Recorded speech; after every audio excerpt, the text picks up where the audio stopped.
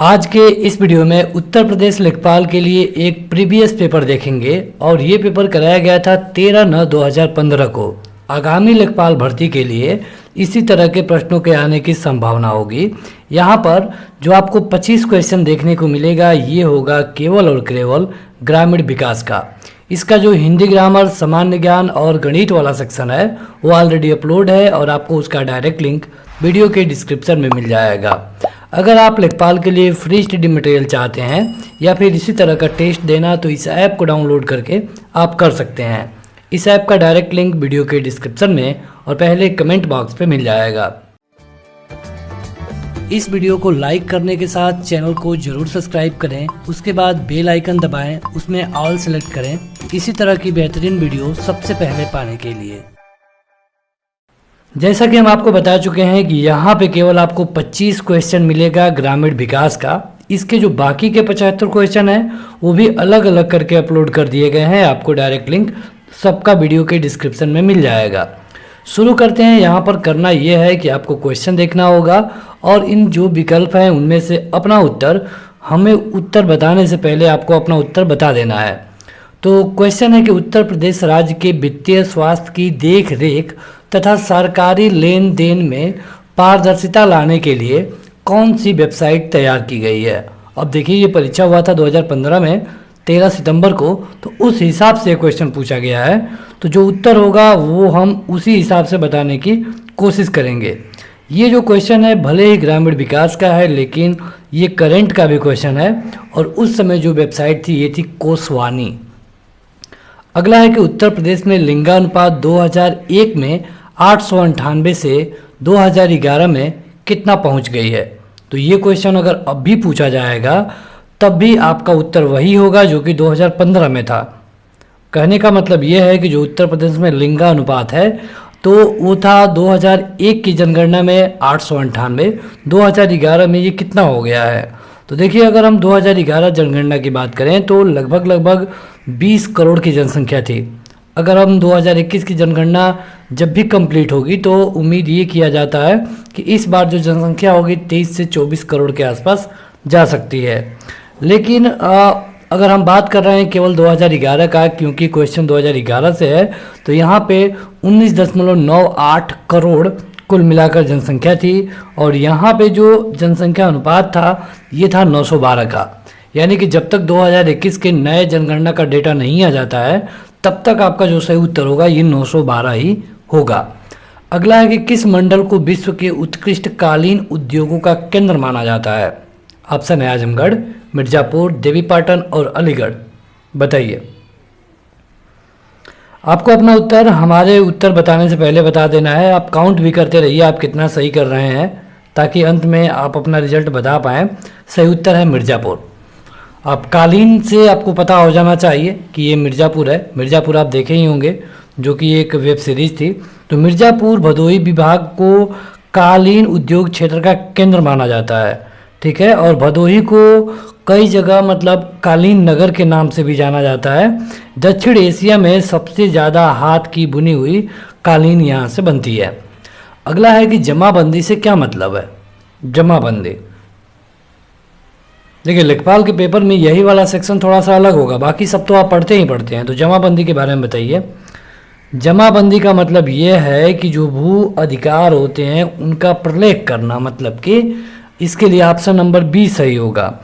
जैसे कि जो भारत के उत्तरीय राज्य हैं जैसे कि पंजाब, हरियाणा, राजस्थान, हिमाचल, यहाँ पे इस तरह की चलता है। ये है भूमि अधिकारों का प्रलेख करना, जमाबंदी। उत्तर प्रदेश में किस प्रकार की मिलें सबसे अधिक संख्या में हैं। अब देखिए ये क्वेश्चन पूछा गया था मतलब कि 2015 में। तो 2015 की हम बात करें तो इसके लिए सही उत्तर होगा चावल। और ये लगभग यहाँ पे जो उत्तर प्रदेश है अगर आप देखेंगे पश्चिम बंगाल के बाद तो यहाँ पे चावल होता है और इसलिए यहाँ पे इसकी मिलें भी हैं। अगला है कि SGSY का पूरा नाम क्या है। ये एक स्टैटिक ग्राम समाज का क्वेश्चन है। इसका पूरा नाम होता है स्वर्ण जयंती ग्राम स्वरोजगार योजना। स्वर्ण जयंती ग्राम स्वरोजगार योजना ये कौशल प्रशिक्षण के द्वारा ये बनाई जाती हैं। अगला है कि मध्य भारत में 1 बीघा कितने हेक्टेयर के बराबर होता है। ये क्वेश्चन बहुत महत्वपूर्ण है अगर आप लेखपाल की तैयारी कर रहे हैं तो।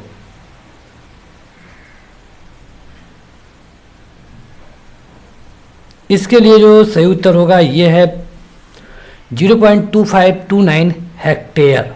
ठीक है, ये होता है 1 बीघा। अगर इसको हम एकड़ में कहें तो ये हो जाएगा 5/8 एकड़, और अगर हम इसको वर्ग मीटर में कहें तो 2529.3 वर्ग मीटर होगा। गज में कहें तो 3025 गज होगा। तो आपसे कुछ भी पूछा जा सकता है।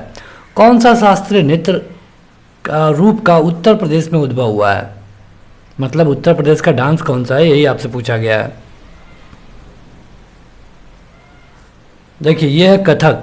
ये क्वेश्चन आपके ग्रामीण समाज में भी पूछा जा सकता है और सामान्य ज्ञान में भी। बढ़ते हैं आगे।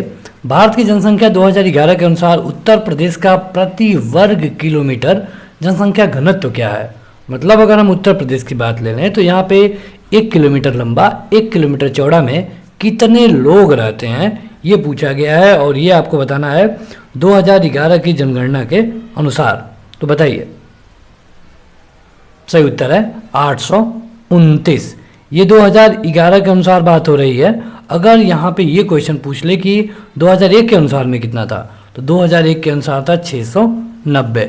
अब जब 2021 का डेटा आएगा तो वहाँ पे ये उम्मीद है कि 1000 से अधिक आसानी से चला जाएगा। यह है 85 नंबर की स्वच्छ भारत मिशन ग्रामीण के तहत ग्रामीण क्षेत्रों के शौचालय निर्माण के लिए नवंबर 2014 में उत्तर प्रदेश सरकार ने कितने करोड़ रुपए का प्रावधान किया था। ये उस समय का करंट क्वेश्चन है जो कि अब नहीं पूछा जाएगा, तो इसलिए स्किप कर देना ही ठीक होगा। उत्तर प्रदेश के 75 जिलों सहित कितने प्रमुख मंडल हैं। ये तब भी उतना ही थे, अब भी उतना ही है। तो यहाँ पे मंडल है, इनकी संख्या है 18।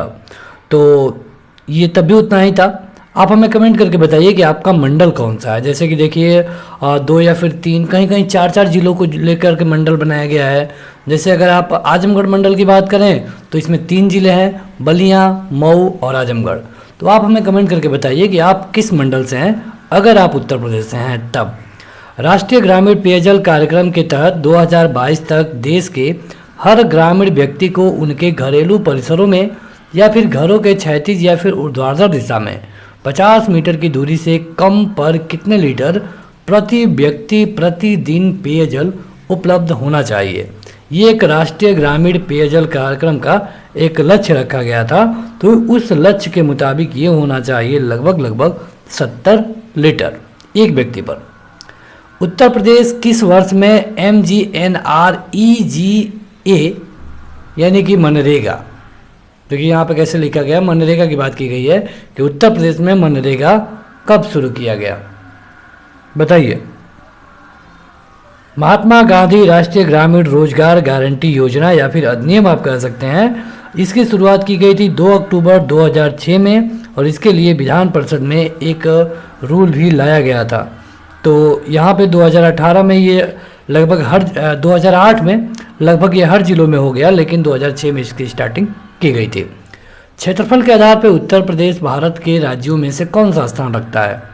ये ग्रामीण समाज का भी क्वेश्चन है और सामान्य ज्ञान का भी, बताएं। तो ये है चौथा। क्या आप बता सकते हैं कि पहला कौन सा है। तो पहला है राजस्थान क्षेत्रफल के आधार पे। इसके बाद कौन आता है, दूसरा स्थान पे आता है मध्य प्रदेश। इसके बाद कौन सा आता है, तो इसके बाद आता है महाराष्ट्र, और उसके बाद आता है यूपी। और जनसंख्या के आधार पे यूपी पहले स्थान पे है। उत्तर प्रदेश के प्रमुख रेल इंजन संयंत्र कहाँ पर है, इनमें से जो फतेहपुर है, कानपुर, मुगलसराय और अलीगढ़, तो आपको इन्हीं में से बताना है बस। इसके बाद होगा उससे कोई मतलब नहीं है, बस आपको इसमें से बता देना है। ये क्वेश्चन ये छूट गया था, तो ये 9वीं पंचवर्षीय योजना के लिए है और यहाँ से क्वेश्चन नहीं पूछा जाएगा क्योंकि ये पुराना है, तो इतना पुराना नहीं पूछा जा सकता है।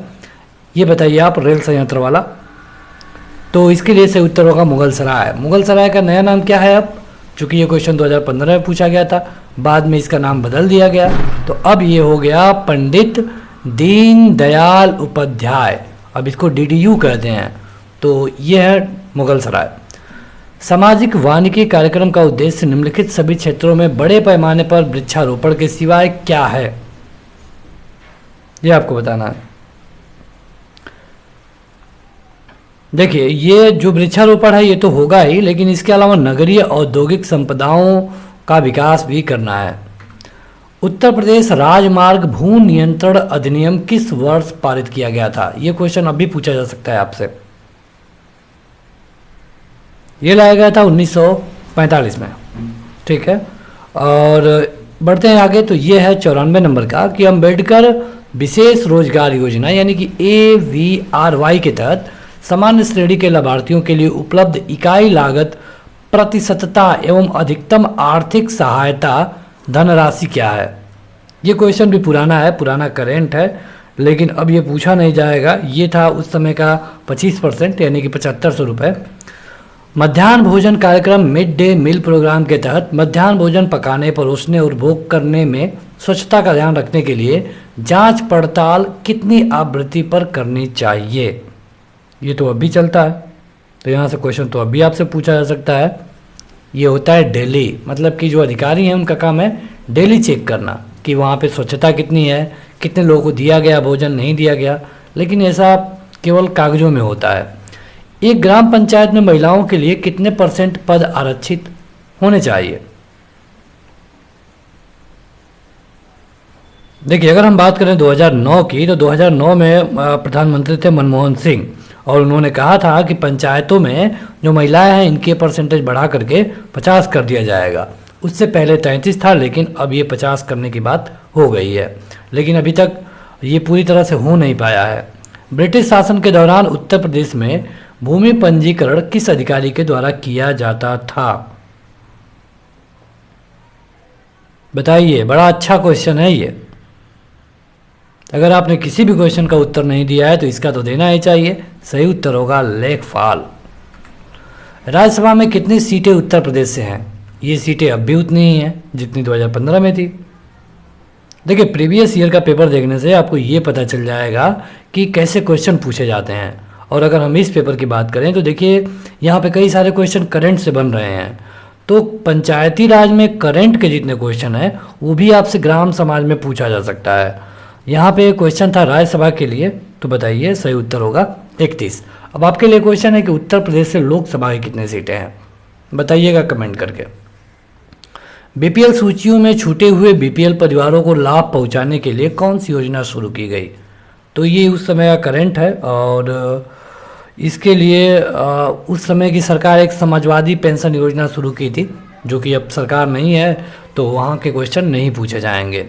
निम्नलिखित में से कौन सा एक उत्तर प्रदेश राज्य के अधीनस्थ न्यायिक सेवा के रूप में कार्य करता है, यह है इटवा का जिला न्यायालय। तो ये था लेखपाल भर्ती में, जो कि 2015 में पेपर हुआ था, उसका ग्राम समाज। इसके जो बाकी के 3 सेक्शन है, जैसे कि हिंदी, मैथ और सामान्य ज्ञान, उसकी वीडियो ऑलरेडी अपलोड है। वीडियो का डिस्क्रिप्शन चेक करिए, वहाँ पे उसका डायरेक्ट लिंक मिल जाएगा। आप कमेंट करके बताइए कि आपने 25 में से कितने क्वेश्चन सही किए, और इसी तरह की वीडियो के लिए इस वीडियो को लाइक करने के साथ चैनल को जरूर सब्सक्राइब करें। Thank you.